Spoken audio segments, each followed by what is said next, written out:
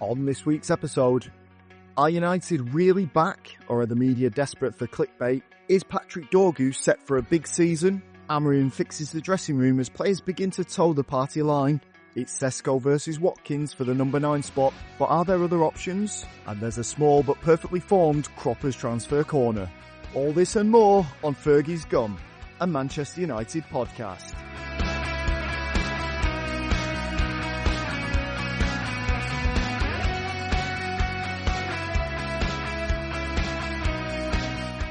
Hello and welcome to the Fergie's Gum podcast. My name's Nathan and we have a full house today. Finally, we have got Mr. Paul Cropper all the way from Bury, as always. Hello. But the returning Mr. Ahmad, the hair, real estate guru, back on the podcast. Here he is. Yeah, missed it. Yeah, how you doing, mate? How's things? Yeah, very good. All good. Enjoying how's it the world so of, far, yeah. How's the world of real estate? How's that treating you? It's nice. It keeps me busy, to be honest. Yeah, that's why I'm not being able to come on the pod, unfortunately. But no, it's nice. It's a good experience, honestly. Paul, do you want to know something very interesting about Ahmad? I do. He's actually a qualified dentist. Really? Yeah, he's a doctor. Yeah, fantastic stuff. Well done, sir. Well done. He's just doing this for the real estate stuff for pocket money. But he's a qualified doctor. So there we go. Exploring the market. Yeah, impressive. Oh, I know. Like United. Exactly. I'll try and bring you back to the football stuff. I was going to say, in real estate, because I know this for a fact, because some of my mates are in, some of my other mates are in real estate as well. They often find that they have footballers as clients out here. So there's been a fair few people a fair few footballers that are buying places out here. Come across any famous footballers yet, mate? Buying property? No, unfortunately, but hopefully soon. I mean, like if I manage to pull one footballer, I'll be good. Exactly, mate. Because apparently they're all connected as well. So in fact, I think Danny Simpson might be moving out here soon. So I might give him your number if he's looking for a real estate person, mate. Yes, please. 10%, Ahmad. Charge him 10%. Yeah, yeah. He would get like a percentage, 100%. Yeah, a finder's fee. That's all I ask for. That's all I ask. You get it. That's all I ask. Anyway, right. So we are into pre-season. We've had 3 games. We've had Leeds United 0-0. We've had West Ham United 2-1, and we just had the Bournemouth game last night where we won 4-1. But before we talk about any of the preseason tour over in the US right now, just wanted to get your guys' opinions on this because it's something that I've noticed recently, and it's quite telling. I've got my own opinions on it, but I want to speak to you guys about it. So every interview that we've seen coming out of this preseason tour so far, or most of the interviews that are coming out there, all the players are talking about is like the togetherness, how Amorim's getting his points across in this preseason, like they're feeling like a family, they're understanding him more now. But one of the big ones that I noticed was Luke Shaw when he said, and I quote, talking about Amorim, he's extremely tough on the group. There's no stragglers in this team anymore, which I thought was quite telling on the previous teammates that left back at Carrington, training after 5 p.m. Because they're not allowed to mix with the rest of the players. But there was also, Ahmad was asked about Rashford leaving and going to Barcelona. He quickly closed it down. He said, it's not my problem. Like, quoted, it's nothing to do with him. Dorgu saying that the players are getting more understanding of Ruben Amorim as well this pre-season. And then the last thing about all of this was Stretford Paddock's Stephen Howson said that he was told that the players have all had to sign an agreement this season about the standards of the club off the pitch. So dress code, fan interactions, punctuality to training, etc., etc. And with all of these things in mind, it sounds like Amorim's finally got a grip of this squad, right? All these years that we've wanted him to clean out these these scumbags that don't want to play for the club, that don't want to do the hard yards. It feels like he's finally got it into his own hands now. What do you think about that, Paul? It's about time, to be fair, isn't it? It's something they needed doing anyway. I heard the same thing from Stephen Alson, and you were saying about, like you say, dress code, punctuality. But it's stuff that should go without saying, really. You shouldn't have to drill that into football. But it's obviously not been working. It's not been happening at the club, and it's something that needed to be done. With Luke Shaw saying that, is he throwing him under the bus? Could you not have included him in that bunch for the past 10 years? Is it? How long has he been there? How many appearances has he missed? Yeah, I don't know. It stinks of someone just, like I say, throwing other people under the bus. Just get on with your job. Just ignore what's going on. But, like you say, it is something that needed to be done. That discipline needs to be there at a football club, and it's not been there for years. And I think that's the point, right, Ahmad? That's the whole point of this. When Luke Shaw's talking about that stuff, I don't think it's necessarily. Obviously, we discount his injuries. He's had a terrible injury record, but with the way that he's talking about, there's no room for stragglers anymore.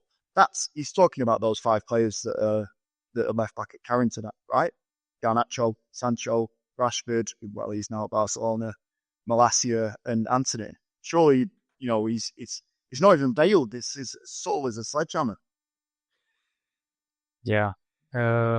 Like Paul said, I mean, Luke Shaw, yeah, he's one to talk. I mean, like, he doesn't have much ground to be saying that, because like he's been disappointing for the past whatever, like how long he's been at the club. We were never able to rely on him except for maybe 1 or 2 seasons. I said like Shaw, and I have to say, but yeah, I don't think that's nice, just throwing people under the bus. But in general, like in terms of seeing the team being more disciplined, more the togetherness and these things, it's all well and good in preseason. Every preseason, we see stuff, we get excited, and then when the games start coming thick and fast, and we start playing competitive teams, that's when the real metal shows. And for example, last season, I'm sure, like Nathan, you remember when we were excited in preseason, I was sending you those videos of like how the board is shaping up, how Van Nistelrooy as assistant manager, Ten Hag is staying. We got De Ligt, like it looked good, but then the season started and I was like, it was nothing like we expected. So I'm gonna wait. I'm gonna hold off until I judge. But so far it's good. Like so far I'd say it's nice to see. I think you're right. I think that the press getting carried away with stuff like saying that, Manchester United are back after winning a couple of games on pre-season. We'll obviously come on to talk about the on-pitch stuff in a second, but the way that they're building it up, it does feel like they're building United up to kind of fail again. If Amorim loses those first few games after all of this, they're going to be trying to go for him again.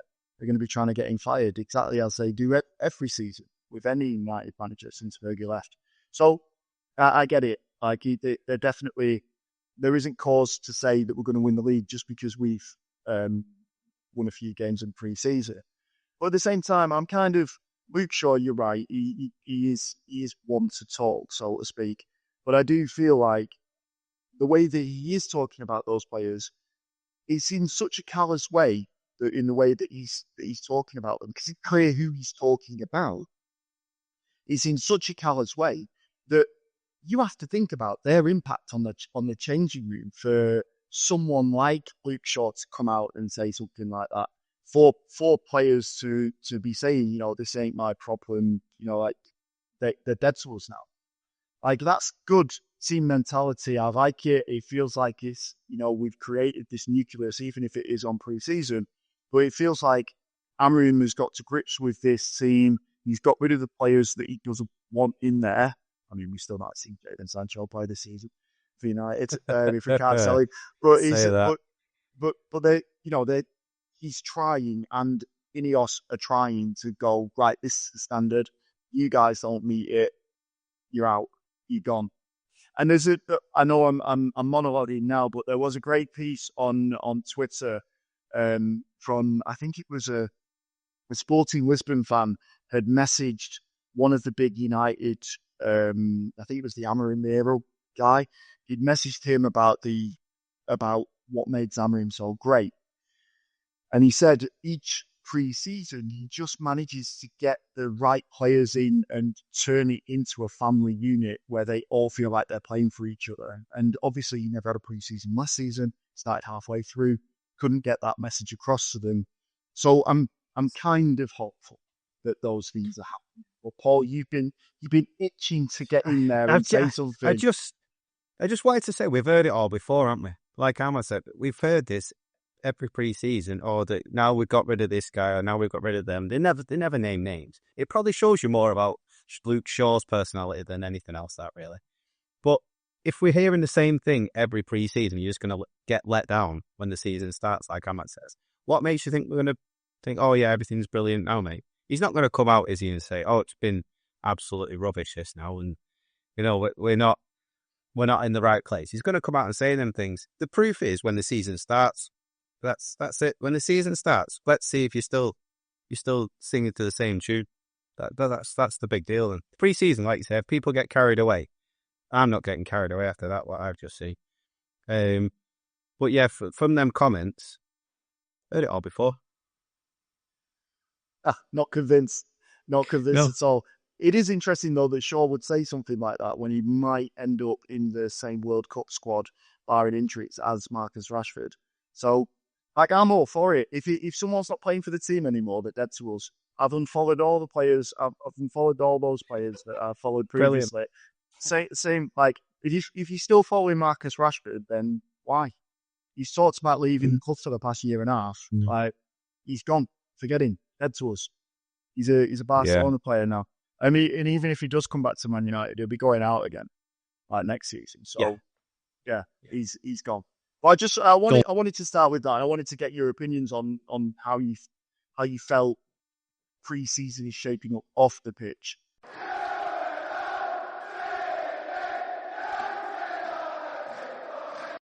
Let's talk about how it's shaping up on the pitch. So, you've got your own opinions on this, but I'm going to start with Ahmad first because you've already told me off air, and well. You jumped in a couple of times to say how you feel about it on air as well. But Ahmad, I'm assuming you've watched the highlights at the very minimum of the two games on this US tour. What's been your thoughts about the games that we've been playing? Like, what have you noticed from this? Yeah, I actually watched the West Ham game, all of it. And the one last night, I watched around like a 20-minute highlight video. So yeah, I think honestly I gotta say, yeah, although I'm being preservative, I don't want to get excited. The performance last night was good. Not sure why Paul was so he's gonna tell us in a minute, I promise you. Yeah, I know.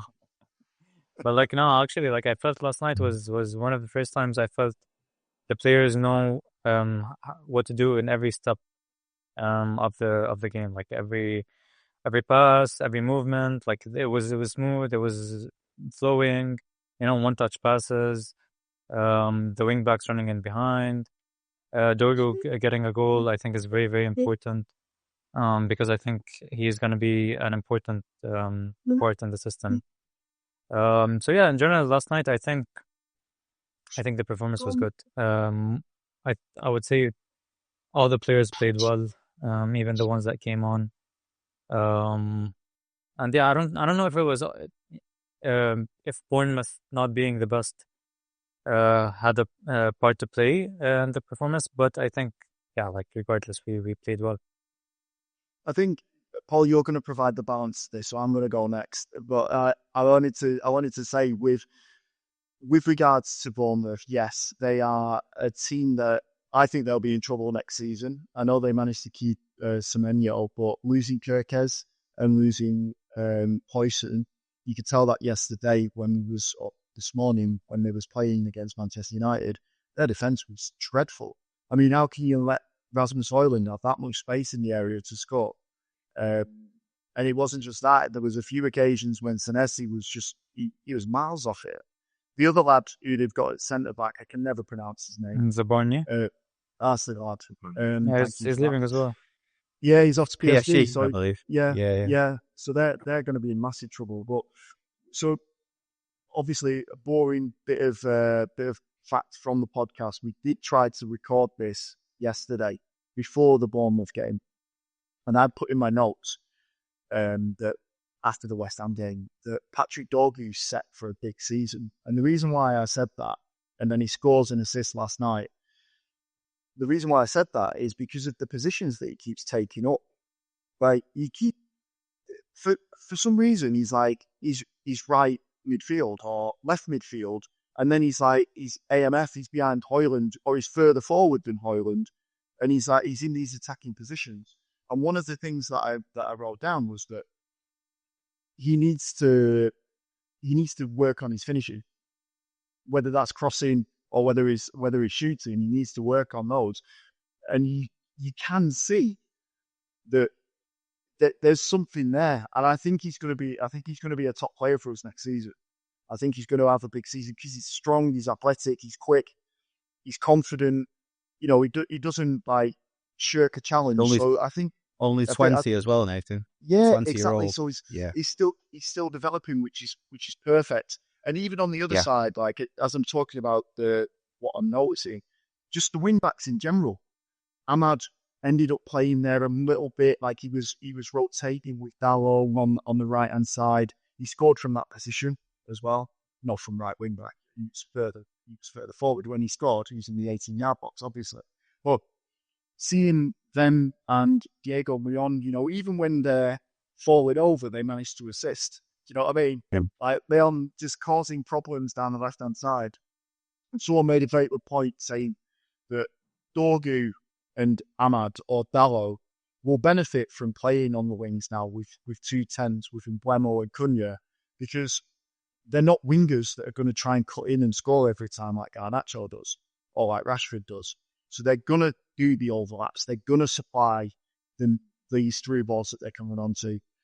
And apart from the pressing, I thought that was the most impressive stuff that they did, getting those wing backs up and down the pitch. You can kind of see it. Hammering balls coming into view. I can see it. Well, Paul, you have a polarizing opinion on this, or well, to me and Ahmad anyway. What's your take, mate? What's your take? Well, I got up this morning early doors, and I saw the euphoria on social media about the win. Saw the score. Thought, oh, brilliant! I watched a couple of highlights. Oh yeah. So I thought I'll get home before the pod and I'll watch the game. You talk about hammering ball. I mean, we're playing 7 or 8 behind the ball in a line. We're playing a back 7 with 3 forwards staying up top. Mourinho did that. He got absolutely crucial. Now, I know there's different factors in it. The weather was atrocious. It's pre-season, etc. You're playing a weakened Bournemouth and you play a back 7. Whether or not he's doing this as when the season starts, this is what we're going to do away from home. We're going to be a counter-attacking team. Guarantee you do that at Old Trafford, you're going to get absolutely torn to bits by the press and by the fans. You can't play. At times, it was a back 8 with Højlund and Mount just left up front. We've defended well. That's what I don't want to sound too bad on them because they have actually defended well and they've got a good result. The West Ham game, there's a few bits in my head just to get out. The West Ham game, the keeper's turned into Macho Man Randy Savage in the first 5 minutes and give away. Yeah. The second goal, I don't know what he's doing for the second goal either, where Bruno just puts it in the top corner. And this game here, the Bournemouth goalkeeper he's done nothing for the first 2 goals again. So with everyone saying, yeah, great performance this pre-season, I'm not convinced. I think we just got lucky. I think there's so many bad things when I was watching the first 45 minutes. Bournemouth were the better team. They tested our keeper more than we tested them. They looked sharper. Casemiro, the first 45 minutes, he looks well off it still. Well off it. He gave the ball away. He got closed down every time. When he didn't have time on the ball, he just puts it in the channel. It's not good enough. There's still a big gap in the middle. Bruno gave the ball away, forcing it again. Maybe it's me. I just see something different, but that was not a good performance last night. I'm not having it at all. No. He's not taking it. He's not It's like, taking it. Would you no. say though, Ahmad, like to Paul's point about playing so many players behind the ball, would you say that that's out of necessity because Casemiro is so bad and doesn't have legs? Do you still think we're missing something in midfield in the centre of the park that's forcing that issue? Yeah, 100%. Um, I agree with Paul in terms of we still look sluggish in terms of possession.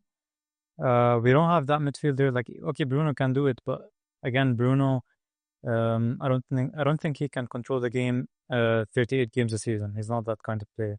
He might give you one game where he looks everything is coming off, every pass is the right pass, but another game he's gonna lose 8 out of 10 passes trying to just play the wrong pass.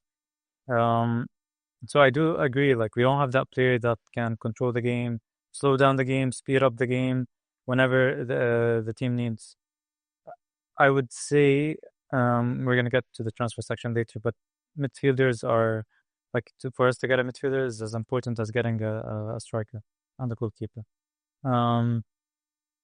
Casemiro, he had a couple of nice touches, but I have to say, like maybe I don't know about you, Nathan. I don't know if you watched the full game, but personally, I haven't.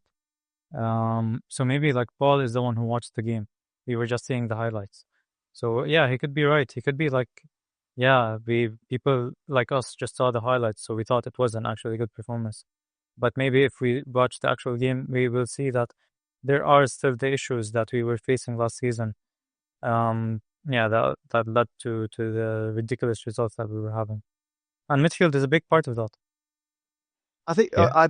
I watched the second half, so I watched it live over coffee this morning. So I was up watching it, and the thing I still stand by the fact that the pressing and the trigger for that press in the second half was much better than it was last season. But then we were awful last season, like absolutely dreadful. So it's a low bar for me. So anything that doesn't see us concede 6 goals is always a good thing.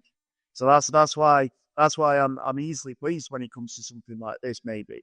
But it, I look at it I'm trying to find the encouraging parts of it. I know I'm under no illusions that we're going to go into next season and immediately look great.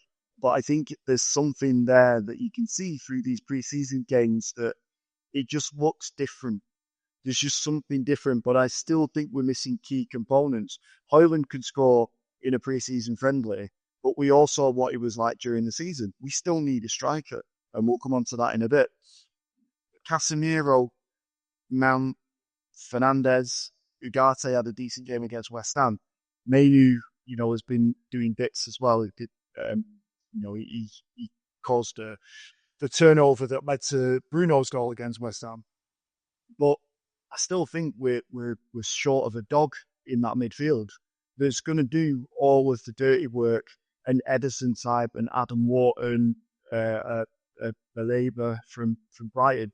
We're short of one of those players, and if we don't get that number 6 and we spend our money elsewhere, which again we'll get to Cropper's transfer corner at some point, we forget it. We won't progress. We'll be looking at top half finish at best because we can't disguise that midfield. It's awful. There were some positives. I'm not going to be all negative. I thought, like you say, Dorgu did do well. Ahmad is a different level to everybody in that team. Ahmad is brilliant. So there are. I'm not just trying to hammer them, but I just didn't. When I saw what was going on, I thought, oh right, I need to watch it. And then when I saw them bits, it just winds me up. But the other positives, Lenny Oro is like a Rolls Royce. Both games, I think he's been brilliant. And that's his position now. If he stays fit, that's his position for the next 10 years. I thought De Ligt looked good defensively. I thought Luke Shaw looked decent defense. You can look good defensively if you've got a 5 at the back, though. It will do that. De Ligt looked good when he come on. Maguire looked good as well, to be fair. But like I say, it's a back 5. You will look good there. Højlund did score his goal, which, did he get a touch on that? He ran away claiming he got a touch on it, didn't he? And like you say, the two, I thought Dalot what Dalot was doing was playing as a winger, and Ahmad was coming out and getting the ball as the 10. Yeah. That seems to be something that they do a lot. Mason Mount just did what Mason Mount does, doesn't he? Every manager seems to love Mason Mount, doesn't he? Because he works hard. But for me, is that enough? Is that enough in there? But yeah, I don't think it's just about the just going on that Mason Mount thing. Like I was listening to, I think it was the Talk of the Devils podcast, is because it is a phenomenon of why every manager loves Mason Mount, and you're right to kind of question it. Yeah, he does train well. Yes, he can produce moments of magic as we've seen before. Injury record hasn't been great, which I feel has held him back. I felt like he was brought in to be Bruno's natural sort of like, not replacement, but to give him a break so that he didn't have to play so many games. But apparently he's a student of the game. It's Mason Mount, and I think that's why coaches love him. He's into football, into tactics. You know, as a future coach, a future manager, Mason Mount's already there apparently. So I think that's one of the reasons. But I mean, can he stay fit for a season? Could he stay fit for 38 games in the Premier League next season? I've no idea. He's a squad player, though, isn't he? Maybe we're expecting too much from a squad player, and he can play a few different positions. I'm not convinced. It's not convinced me the past 3 performances for United.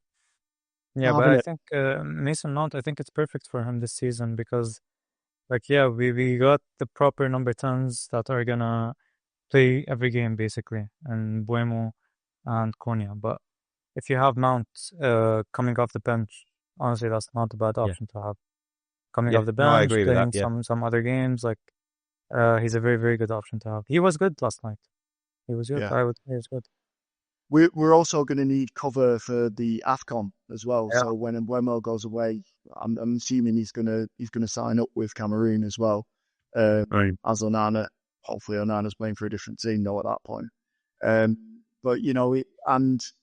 Diallo as well, yeah. So we're gonna need cover in those positions. So we're gonna need everyone to stay fit. But I had the squad written down. I was looking at the preseason squad. It doesn't look too bad. But it's just there are 2. Well, I'd say the 3 missing positions are the spine. So you've got goalkeeper, 100% need a new goalkeeper, a 6, and a striker. If you can fix those 3 things, we're cooking next season. And I know that's big words. Big ask. Honestly, if you get those 3, I'm not excluding it, mate. I think we'll be all right. You've just said that squad doesn't look bad.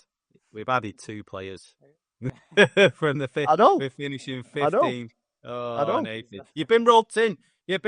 Son. Doesn't Don't look bad, fall mate. for it. Doesn't look bad. I'm into it. Don't get fooled again. Don't get fooled. Honestly, I've been there way too many times. I think that's the issue though, and I think there's 2 things, right? So we've been here before. We know what it's like. We know what preseason's like, and we know that when we get into the actual games, they, over the past 10 years or so, they have failed to live up to the expectation that we have piled on top of them. So we are very cautious whenever we're talking about Manchester United moving into the next season. The other thing is, Paul, and I think this is where you have been swayed with your opinion on things, is that the clamour to say that United are back to their best through the media, through social media, it was ridiculous. It was unreal. I watched that same 45 minutes and it looked good. You know, I messaged you guys on the WhatsApp group saying we're going to win the league, obviously, because that's the best thing to do when you at 6 o'clock in the morning when you're full of coffee, is get a high ambitions. But I think that's why you've got that. That's why you was saying, that no way are we any better. That's not a great performance, because it was just the standard performance. Yeah. But the press went mental with it. Anyway, we've talked enough about the US preseason tour. Let's. Can I just say, Ethan Williams? Oh, here he comes. Ethan Here Williams. he comes. Can I just say, I was chuffed to bits for the young Manchester lad to get his goal. Really chuffed for Ethan Williams. Just wanted to throw that in. On that point, can I say Yeah. that even the press and social media was going crazy over Ethan Williams, trying to draw comparisons with Marcus Rashford? Of course they were. Yeah, of course they were. Yeah. So Yeah. trying But to say, oh, well, that's that type of goal that Marcus Rashford would score. So we've already replaced him. Honestly, is it any wonder these kids have so much pressure on their backs when leave him alone. the first time they go on the pitch, this happens. Anyway, right. So we've done the preseason talk. When we come back, we shall talk about the striker search.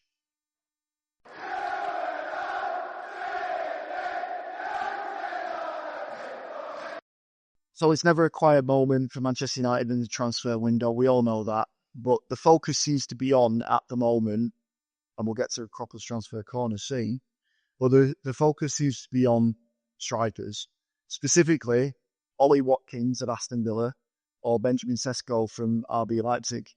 Now, the first question I'm going to ask the both of you, snap question.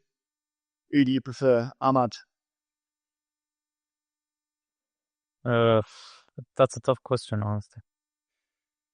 I've been thinking about that for a while, but I have to say Sesko. Okay. Mm. Okay. Paul? We already know your answer, don't we? No, I don't think you do, because I've thought about Watkins is the right thing to do. It's the right thing to do. Really? It is. Interesting. That's where I am. What about you? It was Sesko. Then it was Watkins. I think I messaged you on the group saying it was Watkins, waking up thinking that it was Watkins. And then I bought into the hype. I'm back on Team Sesko. Same. When you said that you're on Team Watkins, I was like, yeah, Team Watkins for the win. And now I'm saying Sesko. Honestly. I think as a Manchester United fan, we're just defending ourselves to the disappointment of not getting one of them. I think that's what it is. Hedging our bets. Oh, if we don't get Sesko and he does go to Newcastle, didn't want him anyway. Where's Ollie Watkins? No. Like I have to say, like I have thought about it a lot. Yeah, Watkins, you're gonna get guaranteed 15 goals next season, 20 maybe. I think we've been traumatized by the Højlund experience, honestly. But I think if we get Sesko, you're getting him with Konya and Bremo on either side, and Bruno in behind. As opposed to when Højlund came in, he was flanked by Anthony, Garnacho, Rashford, whatever. And Ten Hag under pressure. The system wasn't good. Like the team was failing. If you managed, and plus I have to say, like Højlund, we got him. He didn't have a proper body of work. Like we got him based off of 6 months. Sesko has been there for like 2-3 years now. Like you've seen what he can do. If you get Sesko, and it just goes, I don't want to say like it goes 100% right. Even if it goes like 70% right, I think it's still a smarter move than Watkins, because like if he reaches a little bit of his potential with that team, I think we would have like a proper player. Okay. And Paul, you've gone towards, because we did a podcast last week, and I mean we clicked it up, and you were talking about the beast, bringing the beast in. Yes. And now you've gone back to, you don't want the shiny new car anymore. You want the family runaround. No, it's not. It's I've had time to think and not be a child. It is the right thing to do. Just simply because he knows the league. Like you say, Ahmad, it's a great point. We all been damaged by the Højlund thing. I'm very wary of a player coming from that league that Bayern Munich don't want to sign as well. That seems to say something to me. It could, with Ollie Watkins, you know it's not going to go wrong. I think that's the only thing. With Sesko, there is a potential for him not to be good enough for the league. Just be a physical player. I don't think that's right, but it is just that potential scare that's there in the background lingering. I think if we do get Sesko, and I've got a feeling that's where the club are leaning to as well now. Probably talk about that in a bit. I think you are getting someone who is probably similar to a young Zlatan. That's what you're getting. That's a with big shout. Ollie Watkins. It is a big shout, but you watch him and that's how he plays. He's actually, if he scores a goal where he takes the ball down, takes his route about 30 yards out and he drills it low, it goes in the bottom of the corner. Funnily enough, Zlatan scored almost exactly the same goal away at Bournemouth. It's a very, very similar goal. So he does score similar goals too. He's got that in his locker.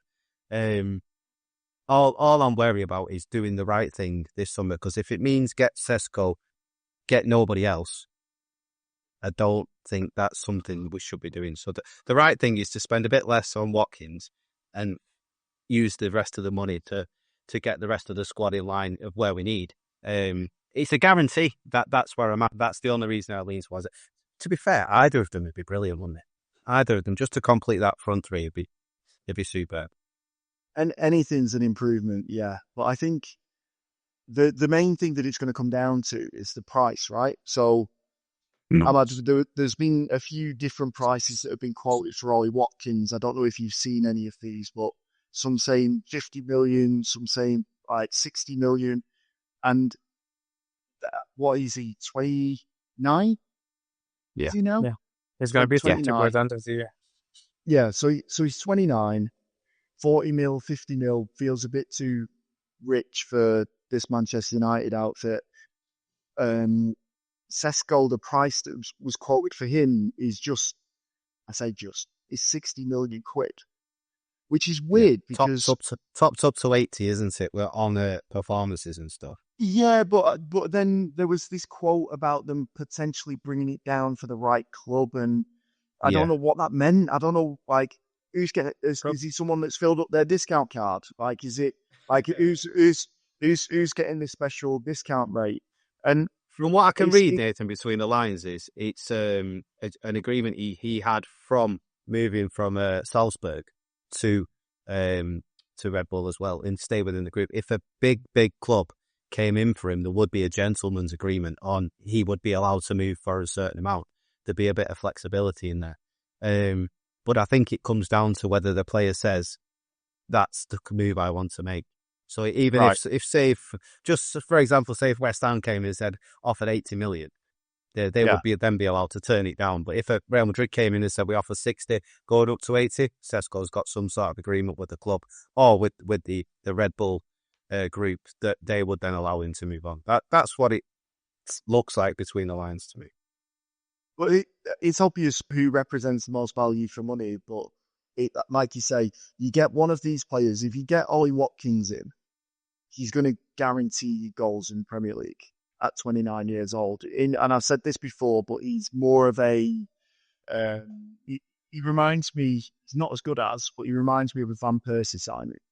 That he'll give you a season or two at the top of his game where he's banging your goals in, but then after that, you're bereft. Would you agree with that, Ahmad? Yeah, maybe.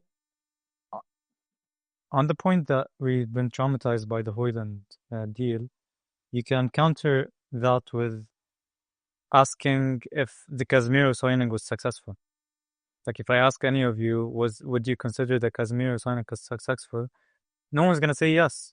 Why? Because, like, the first season he came in, he was unbelievable. He played a major part in us being third, getting to the quarterfinals of the Europa League, winning the Carabao Cup. But then, like, he started fading out, and then you started looking, was it worth spending that much money for one season? You could say the same applies to Watkins, unfortunately, because, like, he might give you next season. But again, Sesko could also score you 15 goals. Because you're not bringing Sesko into a team that's with no experience, with Garnacho still learning, with Anthony being consistent, Rashford being Rashford.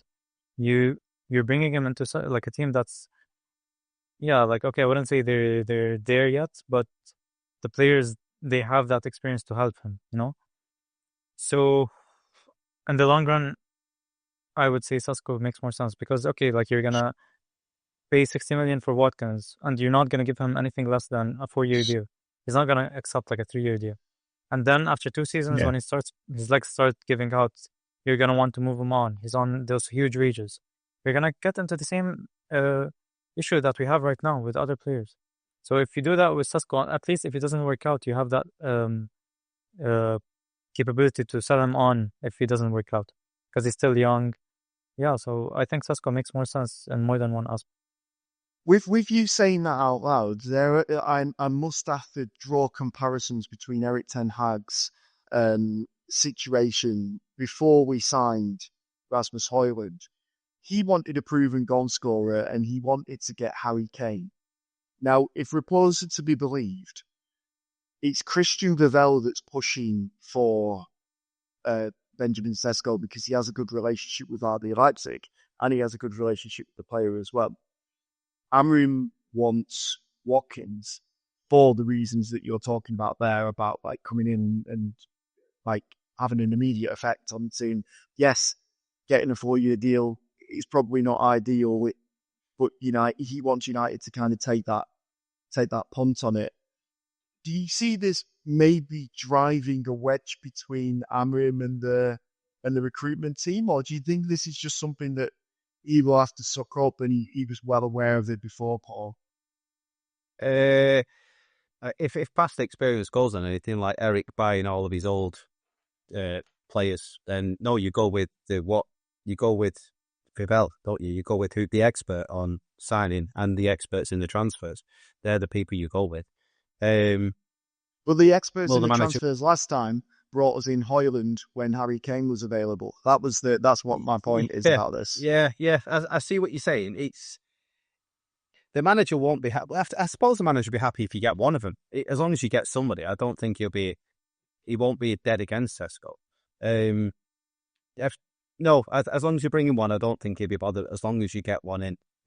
Interestingly enough, looking at the stats, I thought when you initially discovered it was one or the other, it seems to be those two. Yeah. I thought Ollie Watkins' goal record would be miles away, compared to Sesko's. They're both 1 in 3 players. 16 goals in 38 matches for Ollie Watkins last season, 13 goals in 33, and then 14 goals in 31 the season before for Sesko, compared to 19 in 37, which is a good season there he's had. They are both 1 in 3 players, so the goal records aren't a million miles apart. It's obviously a different standard and a different league that you're looking at. I get what Ahmad's saying. It's the business-wise, Sesko is the right thing to do, isn't it? Especially if Villa are asking for 60 million. I believe there was a phone call made making inquiries about Emi Martinez. They said that they didn't want to sell him, or they wanted close to 40 million. United have said, well, how about Ollie Watkins? And then it's come across, well, we want close to 60. And that's when all the stories about Sesko then came alive. Because United have probably thought, hang on a minute, if we're going to have to pay 60 for him, like you say, at the age, give him a 4-year contract, we might as well go down the Sesko route and do it that way instead. It does make more sense. Like when you think about it, this is the resale value, still going to have a value in 4 or 5 years. Ollie Watkins probably won't do. Talent-wise and for the here and now, which is what we really should be thinking about, it should be Watkins, but you're not going to pay the same amount of money for him compared to Sesko. If you could have got Ollie Watkins for 40, 48 million around there, I think you've probably seen him already in the team.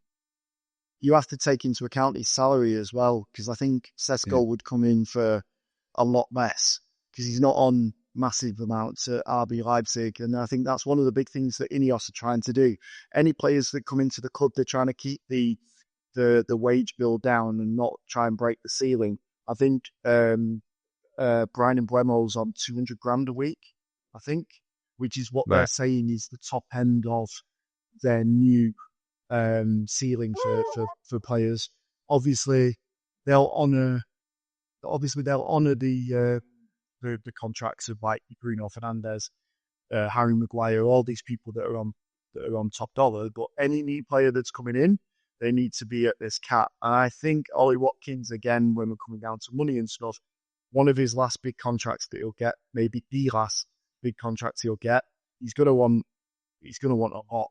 So when you talk about maybe getting him for 40 million, you probably got to add on about 20 million in wages as well. Across 4 years. Sesko's on 108,000 euros a week, excluding bonuses. So he's got about 4 years left on his contract. What's that, 92,000 quid then, or something like that? Yeah. So if you, so you are probably right there, mate. Yeah, it would be cheaper on the wages. That's like I say, it's exciting though when United are looking for a new striker, and it is. Yeah. It does get you exciting, especially when we need one. It does. Yeah. It does. One question I wanted to ask you both, and I think I put this in the agenda notes. Ahmad, I'll go with you first. Is there an alternative to these two? Is there someone else that you would be like, even if it's a left field option, someone that's attainable or that you feel would be attainable that could do the same job that United should probably keep an eye on? Yeah, the only one for me, I'm sure Paul is gonna agree, it's Matata. I saw that Atalanta made a bid for him for £30 million like 2 days ago, and it was rejected, of course.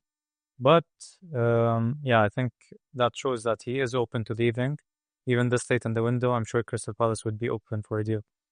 And he would be a very good option. Honestly, like he was one of my top options, regardless, like if you're comparing him to Watkins, Sesko, whoever, like he was one of my top options because like he's a player that ticks a lot of boxes. He's younger than Watkins. He plays the system that Amram plays at Palace. He's proven in the Prem. He's good at link-up play. He can score goals. Left foot, right foot. He can hold up play. He's a brilliant player, honestly. Like I really like him. I would go for him. That Ahmad's a 30 million bid suddenly becomes 70 million for Manchester United, though, unfortunately. But you're right. He's the perfect template and the perfect player, or one of the perfect players that could fit into that lineup. Do you have anyone else, Paul? Yep. I'm just looking. When you asked me, I thought, because you asked for a left field one, I thought Mateta straight away. Ahmad, you're right. He is the only other option. I thought. So I googled the top 25 strikers in the world, and I think brilliant. Are you just going to read them all out? I'm not going. You know what? I'm not even going to bother. I'm not even going to bother because Moise Keane is in there. Kai Havertz is in there. Him? No, God. No, it's not a very good list. So when you're looking for left field options, there's not many options. Never mind left field. But no, Mateta, like you say, I've said it before, and I'll state it. I think he's a very good striker for the Premier League. I think he'd be a very good striker for United. Those rumours have died now, haven't they? There's nothing there. It seems like Sesko, 80%. If we can't get Sesko, then it looks like it's going to be Ollie Watkins. That's the direction the club seems to have gone. The one that I'll throw out there, and we've talked about him before, but it's Ivan Toney, who I think would be attainable, and you would be able to prize him away from Saudi. Saudi League's not a place that you want to stay in for too long, as we see with the exodus that's happened over the last couple of seasons.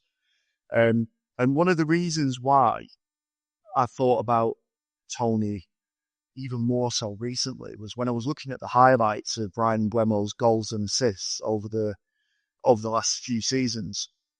Obviously, it goes back a couple of seasons when Toney was playing there, but they had like almost like a telepathic communication between the two of them in terms of where each of them was, and they linked up really well.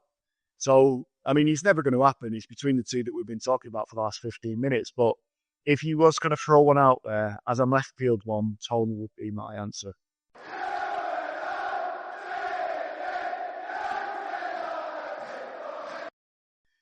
Right then, it's our favourite time of the podcast when Paul gets to sing.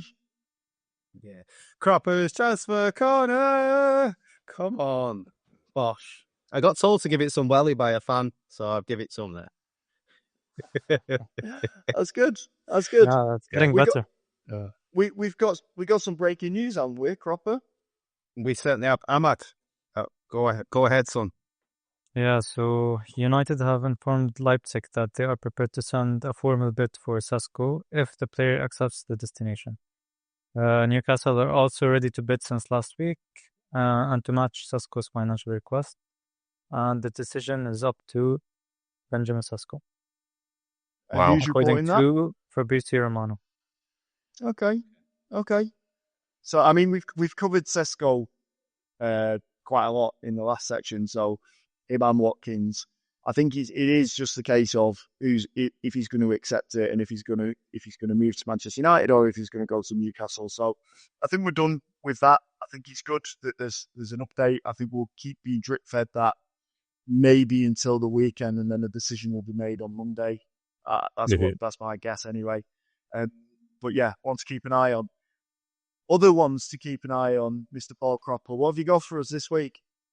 Oh, there's the obvious two, weren't there? The Sesko one. They're looking at 70 million plus 10 million add-ons. It was Florian Pletterberg, Sky Sports Germany. He broke it. As you said earlier on, it is Christopher Pavel who's pushing for Sesko. So the one with him and Watkins 45 to 60 million euros. If Wilcox is in favour of the Watkins one, he's from what they're saying as well. Sam Locker said Watkins is open to joining United. Like I said, it's between those two, it seems to be. Moving on from them, it looks like goalkeepers are big in the news at the minute. There's still Senna Lamens. It continues to be linked to the backup goalkeeper, if you believe the stories. 13 million euros. I know we've covered that one before. The Emi Martinez deal seems off now since Villa mentioned the asking price of around about 40 million. That's gone quiet, really, really quiet now. Apparently Villa got their valuation from Mike Mignon at AC Milan when Chelsea went in for him. He's got 1 year left on his contract. Yeah. So that's where they're saying, no, if he's worth 25 million, we want 40 for Emi Martinez. United seem to have just walked away from that now. For what I'm believing. The big one, which I did mention 3 or 4 weeks ago, but Nathan easily dismissed it with his negativity, was Donnarumma from PSG. Now, I did exactly the same. When I got told this, I can't remember who said it was. Somebody told me, and I laughed at it, and I thought, why would Donnarumma leave PSG? Just won Champions League. Top 3 goalkeepers in the world? Yeah. I'd put him there. But the rumour won't go away. There's it was on BBC Sport website. His contracts talks are up in the air with PSG. PSG are looking, I think they're on the verge of signing Lucas Chevalier before listening to offers for Donnarumma. As yourself did, I wouldn't understand why he'd want to come to United. Maybe he'll have different options. Other clubs will also be interested in him. Chelsea. I'd be surprised if the likes of Real Madrid weren't interested as well if he said he was to leave. But there are rumours past 24 hours that talks have begun. Jan Fjortov, I know he likes to pop up on X with his little United rumours, and he said he's of the belief that it is on. There are talks being made behind the scenes. My only thing about this, and I'll maintain it, is that when top players at top clubs are linked to Manchester United, it's usually down to getting a new contract. It's what I like to call the Sergio Ramos model. When players need to get more money out of their current employers and they go, do you know what? I might be up for a move to Manchester United. And then we get linked to them. And then their club goes, all right, okay, we'll give in to your wage demand. So the Donnarumma one, lads, if we could get Donnarumma in, replace Onana, we're off. You know, well, these new owners won't pay him the money. If PSG won't pay him the money he wants, there's no way any of us are going to pay him the money he wants. So it is that. We know it's that. We've been played like a fiddle before. So this one's probably more where we're looking. I'll be honest with you. Nick Pope, Newcastle, 33-year-old goalkeeper. They have a little snigger from Ahmad. Brilliant. I just laughed at it, snorted at it straight away. Well, Newcastle have just signed Ramsdale from Southampton, so he probably would be available. Also, if to believe the BBC Sport, United are looking at Nick Pope as another option for goalkeeper. I'm just glad we're looking at goalkeepers, I'll be honest with you. As a side note, and just I feel free to chip in on this, lads. How bad is Newcastle United's transfer window? Just I'm not saying it to go, but they have had an absolute mare this transfer window. Yeah. It's weird, honestly. Yeah, it is. They got Champions League football as well. Yeah, exactly. That's right. Yeah. Missed out on Ekitike because he's gone to Liverpool. Missed out on Mbeumo. I don't know if you heard the guy on Talksport crying. Like Yeah. I'm fairly sure it was a wind up, but you know, That was funny. they missed out on Embuemo. They can't quite get Johan Visser over the line, even though he's told him that even though he's told Brentford he wants to leave.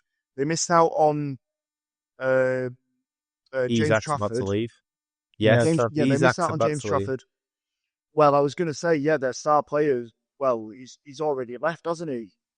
Sean Longstaff. Yeah, He's gone to Leeds. But no, Isak today, it came out, he's training with Real Sociedad. Yeah. Is he really? Wow. Yeah. He's using their facilities, but yeah, like it's weird. Right, He's as good as training there. And also the Sesko one, that's going to be another one for Newcastle, isn't it? Because I don't want to tempt fate. Nobody picks Newcastle with Champions League or without Champions League over Manchester United. Nobody.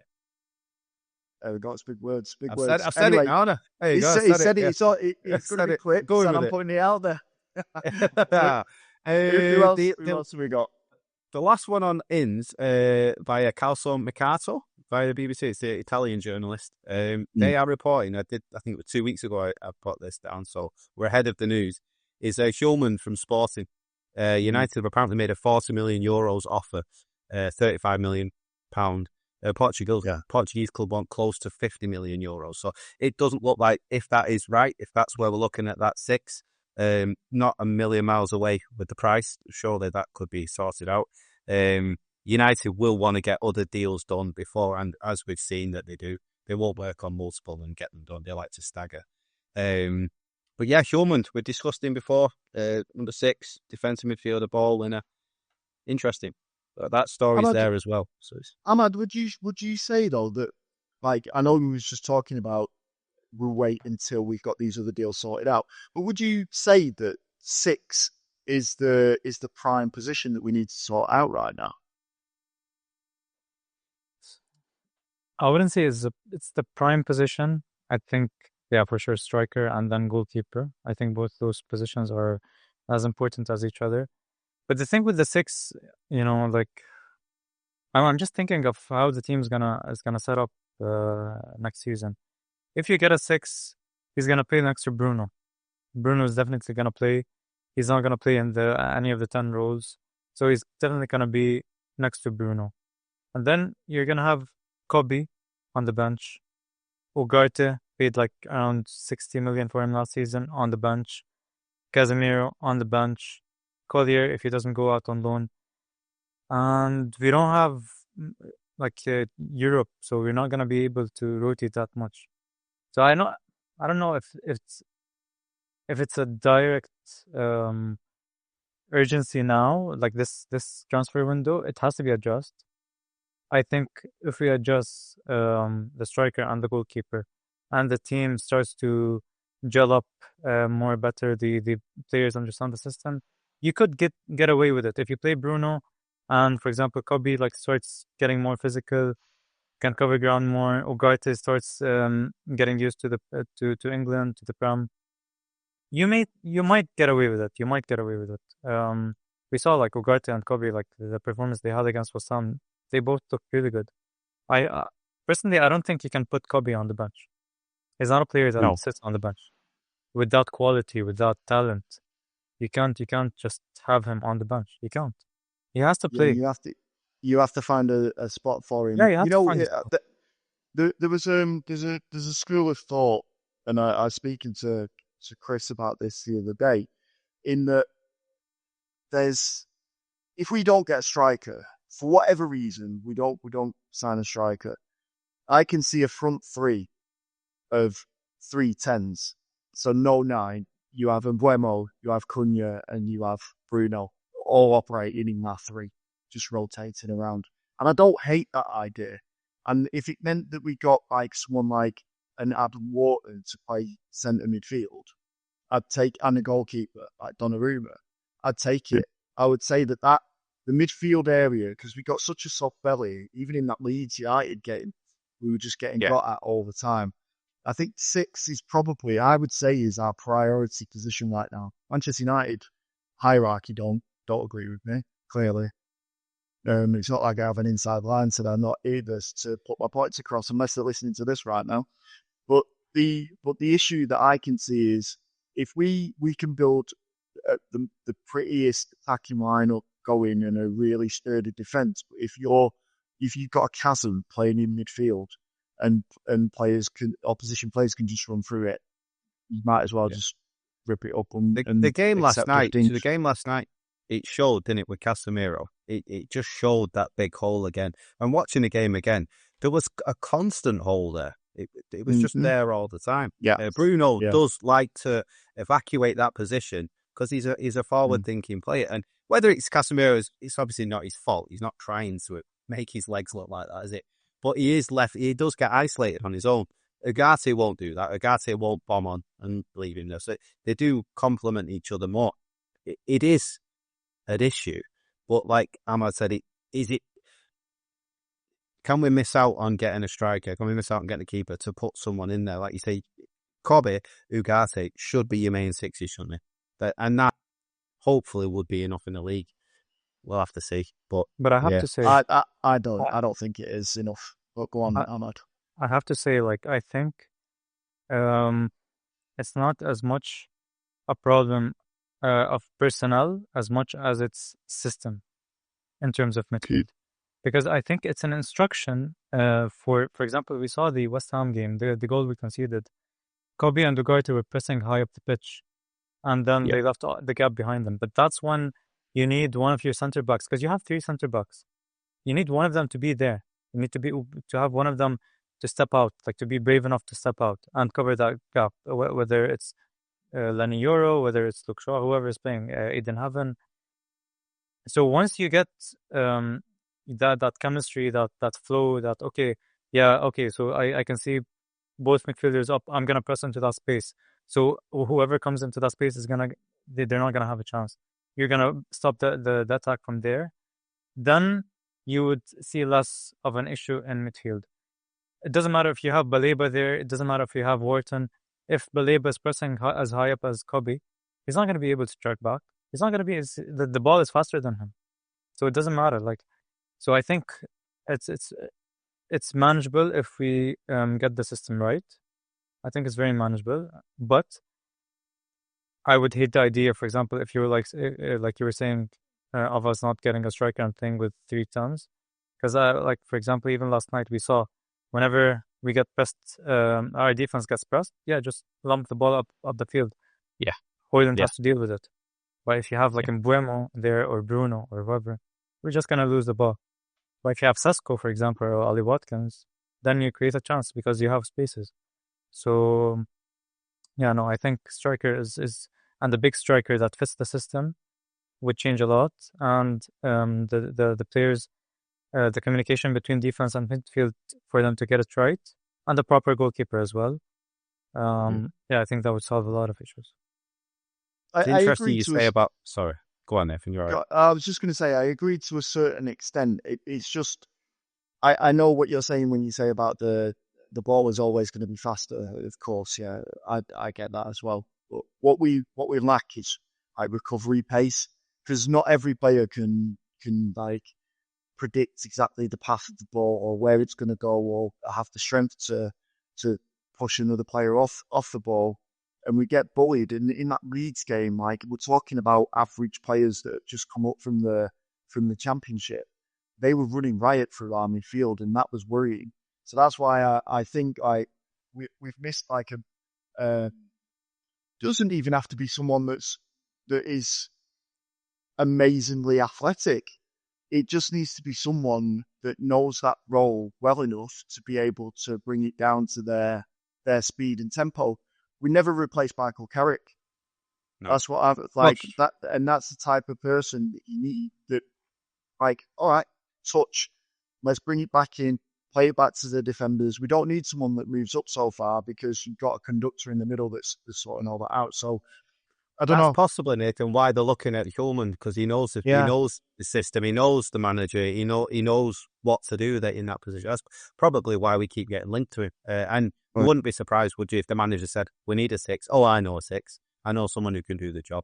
a decent price. So yeah, it's probably why we are continually linked with him. The thing is, Amorim is 0 for 2 on signings from his own club at the moment. His old club, sorry. True. So he missed out on Quenda, and he's missed out on Gyökeres. So I'm not believing that the pull of his. Did you see Gyökeres got the lowest rating ever of any player for his performance overnight? Did you see it? No. He got the lowest rating of any player that's not non-league, apparently. No. What? Yeah. What on? Through what? I just saw it, so I can't. Let's see what's on. Yeah, but I think he came on throw it out for there. like 20 minutes. Yeah, 20 minutes apparently it was dross. I obviously didn't see it, but any chance to troll an Arsenal fan to let you? Yeah, 100%. I know. I mean, that's one of my mates is a big Arsenal fan, and he is not convinced by Gyökeres.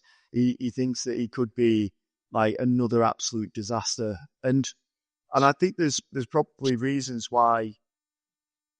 You know, he did well in Sporting Lisbon, or Sporting, sorry.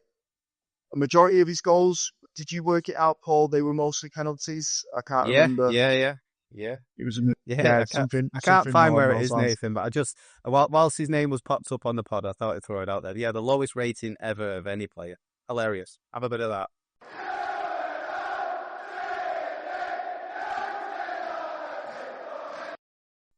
There we go then, the end of another episode. Or is it? Has anyone got any other business? Paul, you mentioned something before when we went to the break. Yes, the signing of Harley Emsden-James from Southampton, youngster, born 2009. We've signing obviously from Southampton. It's the they get a compensation fee for him. I don't think it's been announced how much it is yet. But he has travelled with the club. He's gone to Northern Ireland to play the under-16 tournament. So right-footed centre-back. Think Lenny Orrell. I think that type of player. Looks confident on the ball. Loves a switch of play. Yeah. Another youngster that we brought in to be brought through the youth system. So hopefully promising things. He's a big lad as well. From what he's a unit. Yeah, he is a unit. 6'6". He's just over 6 foot. He is. But what's that? So he must be 15. Is that right? My maths. 15, 16ish around there. But yeah, very technical on the ball. Looks confident. They've obviously seen something in him. Hopefully that continues the trend that we've always had of United getting the best English youth and putting him in there. So yeah, he's with the club already. Good stuff. Good stuff. Ahmad, you got any other business? Any other Manchester United related stuff? Just a big sigh.